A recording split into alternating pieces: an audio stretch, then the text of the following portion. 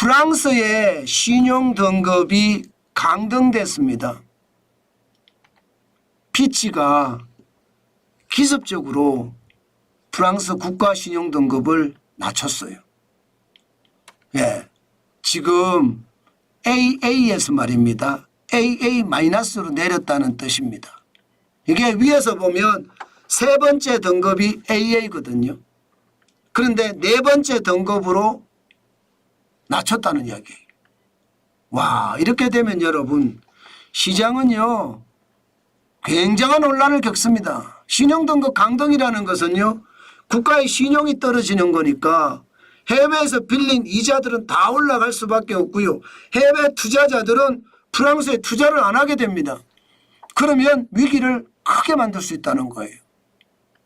그것도 엄청나게 크게 말입니다.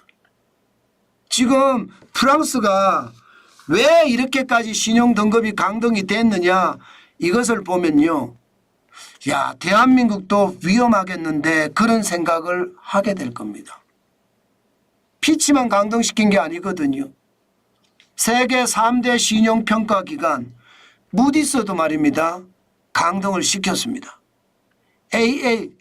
스몰 A3로 네 번째 등급으로 내렸어요. S&P도 지난 6월 1일에 내렸습니다. AA에서 말입니다.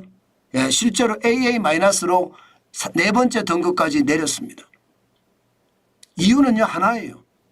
정치적 불안이 국가의 신용등급을 떨어뜨렸다 이렇게 이야기합니다.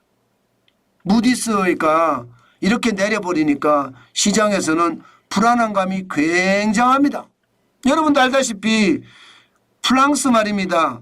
지금 연립정부가 불신이 많이 가결이 되면서 열흘 만에 내각이 붕괴되는 그런 사태까지 벌어졌잖아요. 그만큼 말입니다. 미셸 바르니에 총리가 이끄는 연립정부 그냥 무너졌다는 뜻이에요.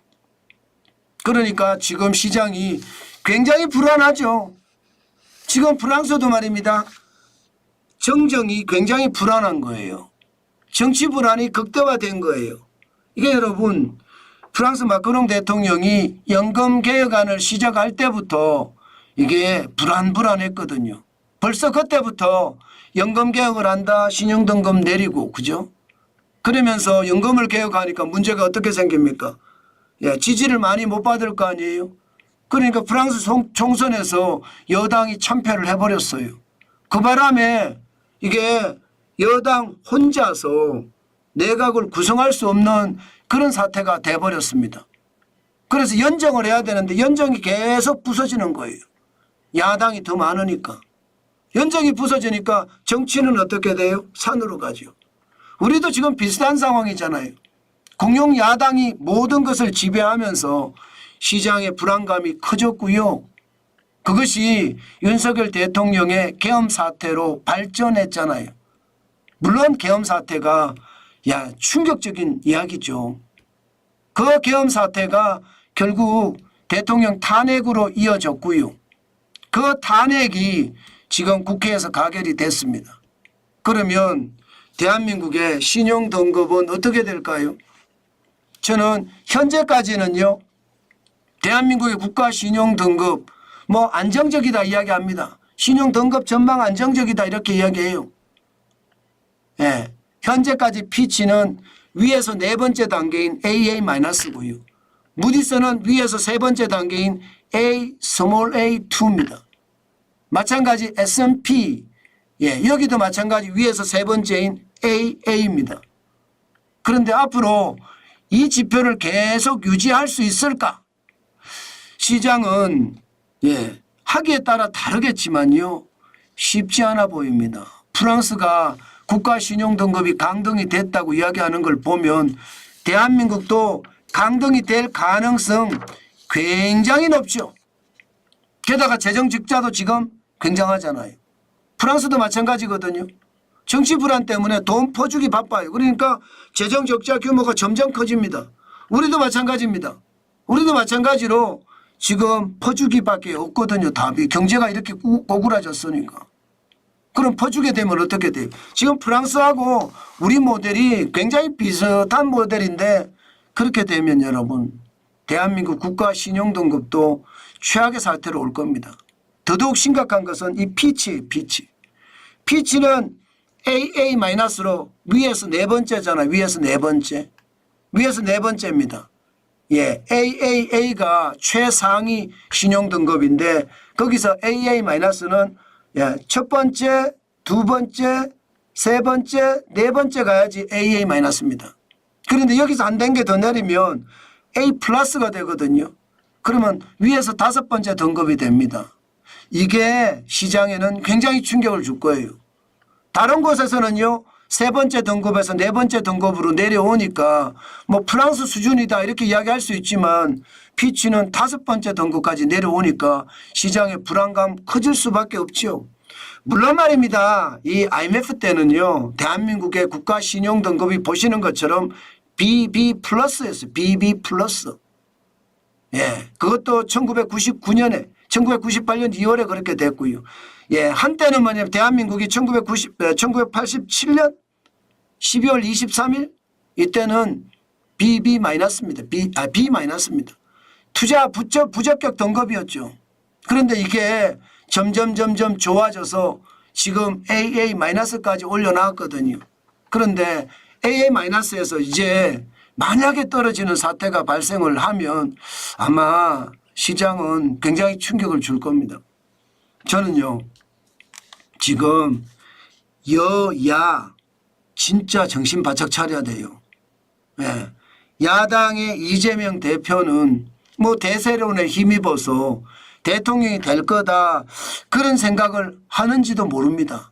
문재인 대통령이 됐던 것처럼 예, 이재명 대표도 대통령이 될 거다 이렇게 예측을 하는지도 모르겠어요. 탄핵이 인용이 됐을 때 말입니다.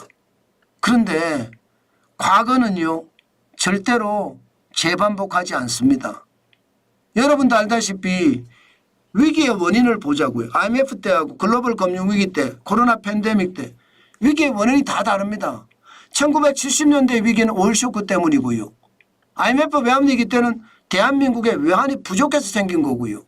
예, 여기에 글로벌 금융위기 때는 미국의 금융쇼크, 예, 금융쇼크가 시장에는 굉장히 영향을 줬는 거죠. 리먼 브러더스 사태가 터졌잖아요. 코로나 팬데믹 때는 바이러스 때문이고요. 위기라는 게 다 틀립니다. 그만큼 말입니다. 위기는 왔으나 방법은 다 틀린다는 뜻이에요. 그래서 저는 이재명 더불어민주당 대표가 대세론에 힘입어서 뭐 문재인 대통령처럼 대통령이 될 거니까 뭐 걱정하지 않는다. 저는 그거 절대적이 아니라고 생각합니다. 그만큼 말입니다. 대한민국 국민은 현명합니다. 지금처럼 이렇게까지 나라를 망친 장본인이 누군가를 아마 점점 따지게 될 겁니다. 예, 국민들이 굉장히 냉정해졌거든요. 옛날 같지 않습니다. 감정에 휘말리는 사람도 있겠지만 진짜 냉정한 사람들도 많아졌어요. 예, 그런 사람들을 생각을 하면 대한민국의 상태에 아직도 예, 저는 예측하지 못한다고 생각합니다. 그게 현실이고요. 가장 큰 문제는 신용등급이 안 떨어지는 일이에요. 때문에 이재명 더불어민주당 대표도 마찬가지고요. 예, 또 국민의힘의 어떤 지도자들도 마찬가지고요. 또 한덕수 지금 대통령 권한대행도 마찬가지입니다.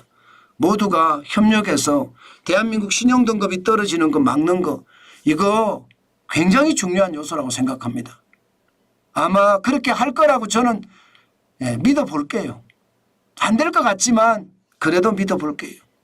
그래야 대한민국이 사는 길이니까 말입니다.